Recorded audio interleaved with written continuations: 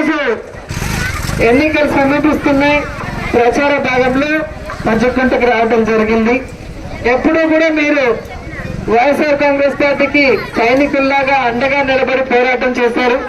ఈసారి కూడా ఖచ్చితంగా మీరందరూ మాకు అండగా ఉంటారని నమ్ముతున్నాం.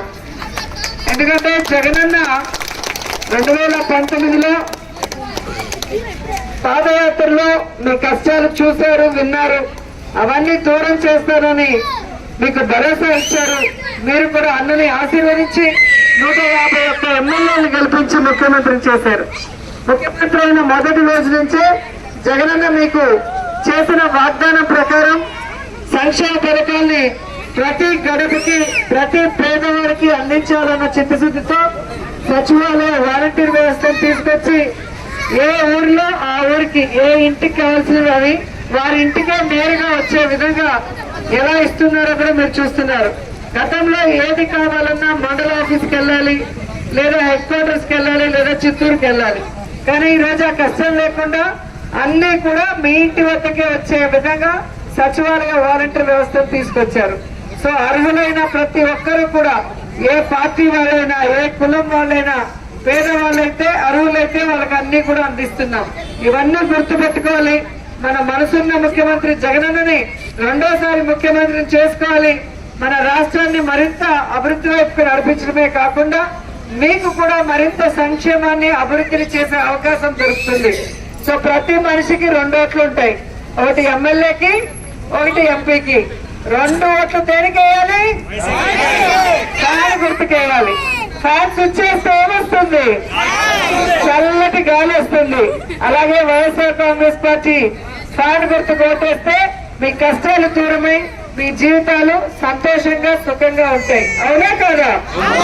మీరు ఈ 5 సంవత్సరాల పరిపాలన గతంలో ఎప్పుడైనా చూసారా? వేరే రాష్ట్రంలో ఎప్పుడైనా చూసారా? వేరే రాష్ట్రంలో ఎన్నికలు వస్తే వాగ్దానాలు చేస్తారు, ఎన్నికలు అయ్యాక మర్చిపోతారు. కానీ జగనన్న చెప్పిన ప్రతిదీ నెరవేర్చాడు. భవిష్యత్తులో మరింత చేయడానికి మీ అందరి ఆశీర్వాదం కోసం ఎదురు చూస్తున్నారు. అన్న ముఖ్యమంత్రి అవ్వాలంటే ప్రతి ఎమ్మెల్యే క్యాండిడేట్ గెలవాలి. సో మీరు గెలవాలి అంటే ఆడపడుచుగా మీ అందరూ కూడా ఆశీర్వదించి 3వసారి హ్యాట్రిక్ కొట్టడానికి అండగా నిలబడితే జగనన్న ఆశీస్సులతో మన నగరి నియోజకవర్గాన్ని బెస్ట్ నియోజకవర్గంగా తీర్చిదిద్దుతాం.